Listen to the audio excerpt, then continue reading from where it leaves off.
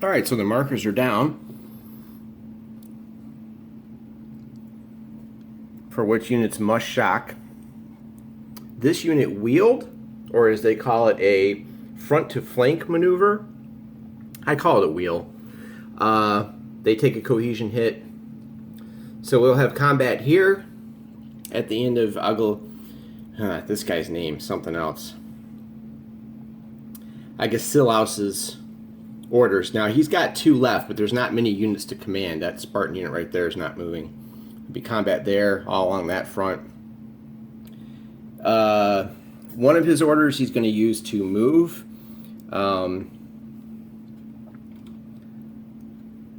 A little bit further away, he wants to not be within range of that cavalry. So let's take him. He gets a 9 movement points. The facing does not matter for leaders. 1, 2, 3, 6, 7. Okay.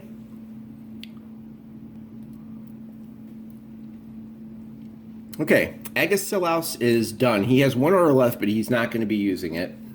So he gets flipped to the finished side. Before you go to the next leader, which will be Epaminondas, you have to resolve combat. So let's just go starting from the right side. Here we have some javelin wounded light cavalry attacking each other, and they've opted to shock attack. Let me just get him. It's so weird having to do this turned properly. There we go. And each one of these guys already has a TQ hit, a cohesion hit. So off we go. Pretty much these units are identical. The Theban cavalry, a little bit better. They both have about 5,000 men. Their TQ is a little bit higher. So I'm going to go through the rules with this on how to do this with everyone. Just so you know, I'll just read it off. There's no pre-shock TQ because they're not heavy. Okay, so what you want to do is follow along on page 25 of the Deluxe Rulebook 9.11. We already did the pre-shock designation, the resolution. That's just an overview. And the charge. They do not undergo the shock check.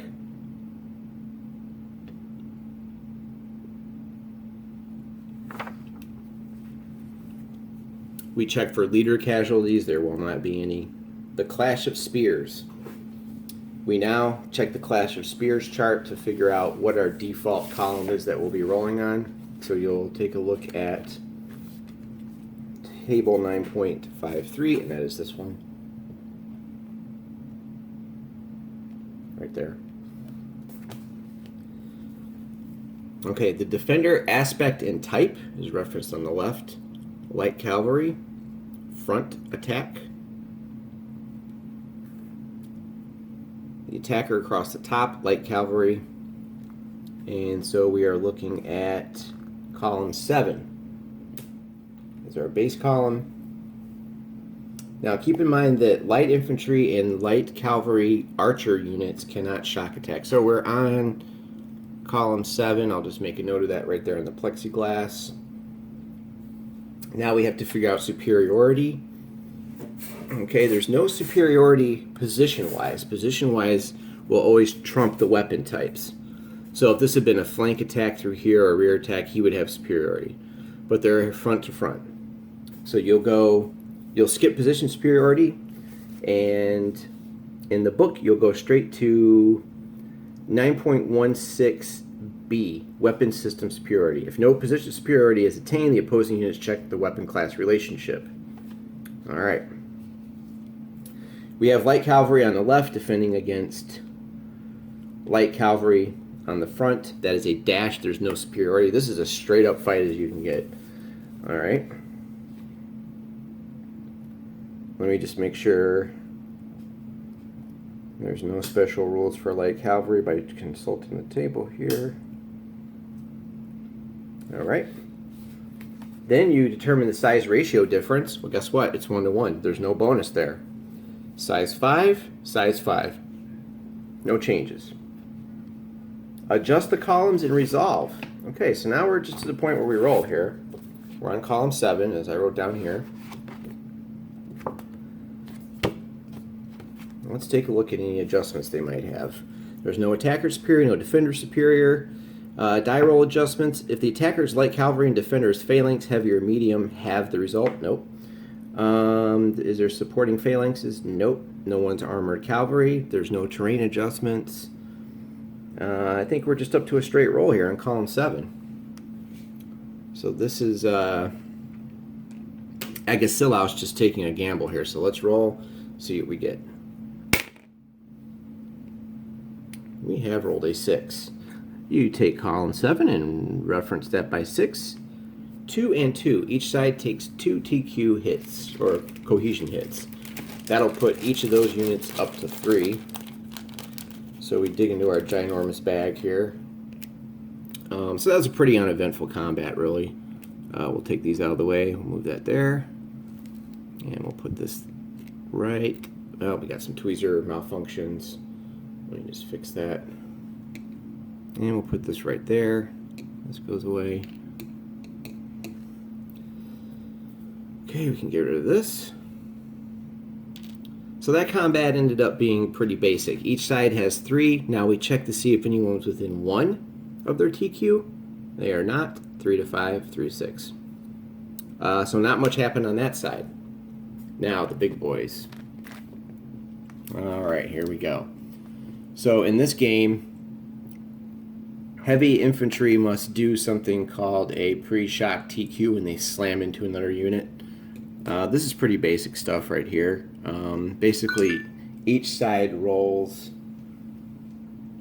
a die, a 10-sided die, and you want to not go over your TQ. If you want to follow along in the rule book, that is on page 25. It's called The Charge, 9.13.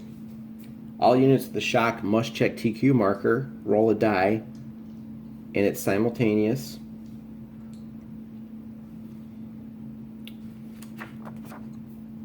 If the die roll is higher than the unit's TQ, you take a number of cohesion hits equal to the difference. Here we go.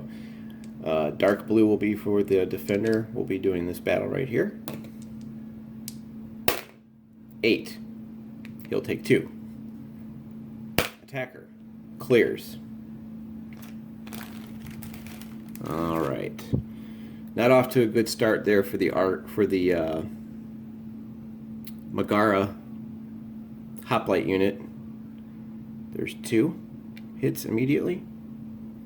Let's get rid of this. And now we do our basic attacks. We determine superiority. There is no position superiority, so we'll go to weapons.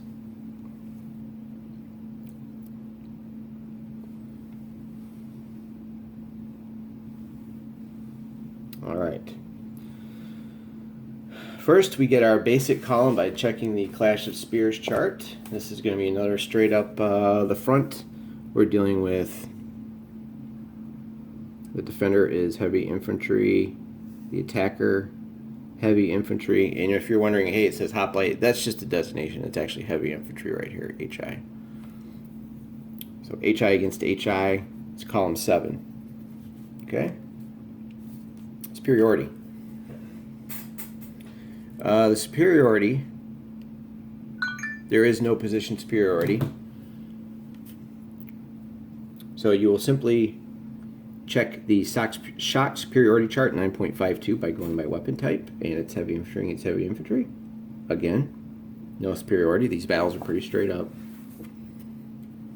Of course, I forgot to write down what column we're on. Let me just backtrack here. I think we're on column 7 again. Okay. Column 7. No superiority by either side.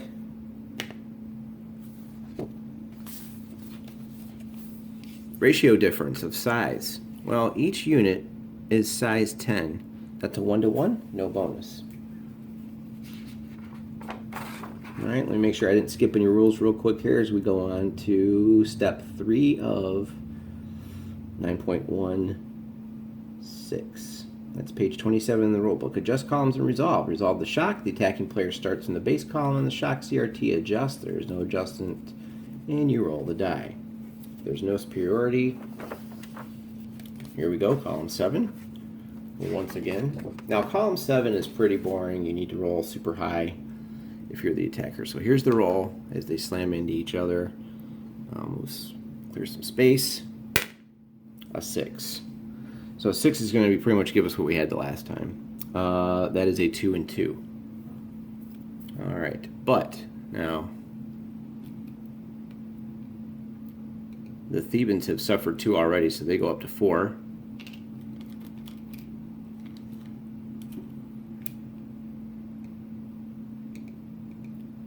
Okay.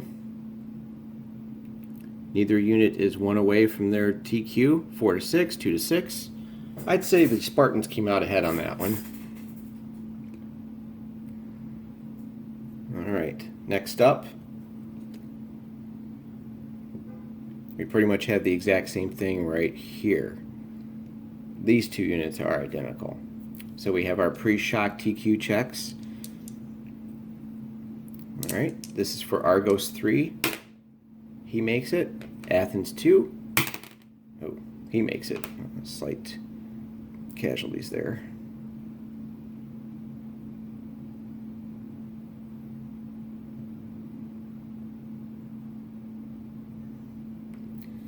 So they both survived the pre-shock charge, and this is going to end up being the exact same thing, I can tell you right now. So we're going to, once again, we're going to be on column 7. Okay, it's exactly the same as the one next to it. Nothing has changed. So this will be another straight die roll on column 7. There's no superiority.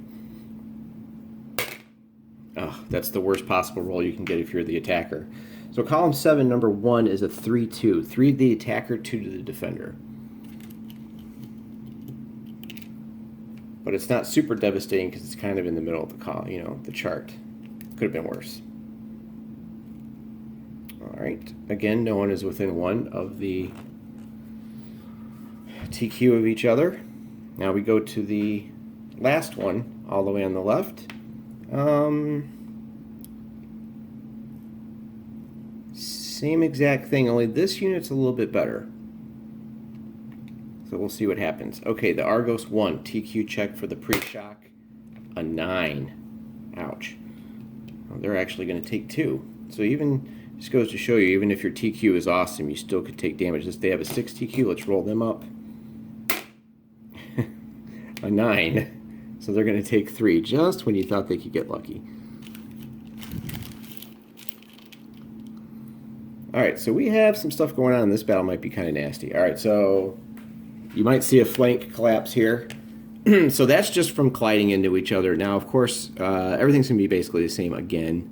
The size ratios are 10, so that's 1 to 1. Everything's the same. So again, we're going to be on, just let me double check here. HI front. Yep, column 7 once more. Okay, here we go. That's an 8. All right, we haven't seen this result yet. Let me check the table here. Column 7, number 8 is a 2-3. The defender takes 3. Whew, close. That puts him to 5. You can see how tough these units are. They're really taking a beating here. Okay. And let's see. Attacker takes 2. Okay, now here we have a problem. With that 2, they go to 5. Now there's a rule. You have to make a roll if you end up the battle within 1 under of your TQ. If you want to know where that is, it's kind of hidden. So you want to look carefully. And remember that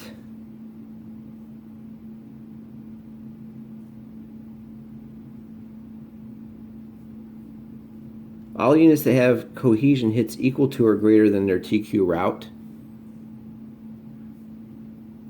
Players roll a die for each of their involved units that have cohesion hits 1 less than their TQ and are in an enemy's EOC. Page 28, 9.8, number 2. Exception. No die roll is made for a 2-hex unit that passed the route check in the preceding step. So, a 2-hex unit that did not route from combat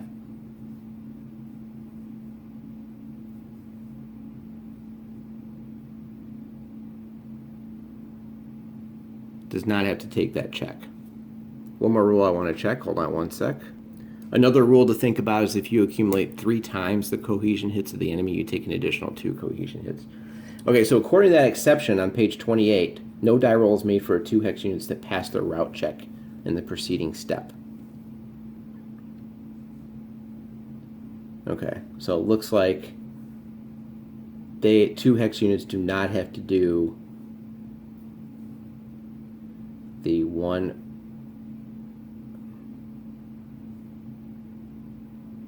less rule. Okay, so they got lucky there.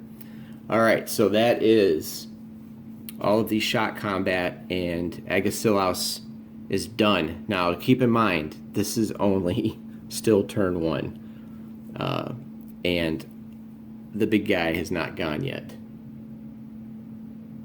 Remember, he took an elite command phase, then the turn started, lowest initiative goes first, and now he's up. So he's going to look at the battlefield and see how much damage he can do.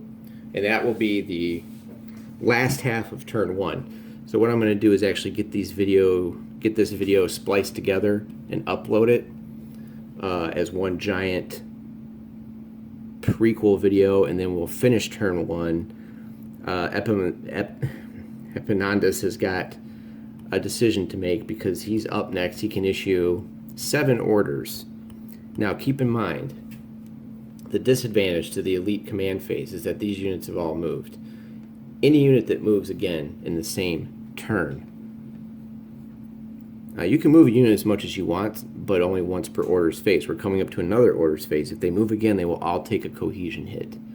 So he can stress them out if he wants to. He doesn't have to, but you can see this side's pretty beat up. A lot of damage went down here. There's serious chance that this might buckle.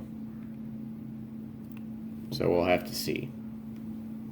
Alright, I'm going to get these videos put together and uploaded to YouTube, and then we'll come back. And I'm still trying to decide if I want to do the rest of this filmed or by pictures.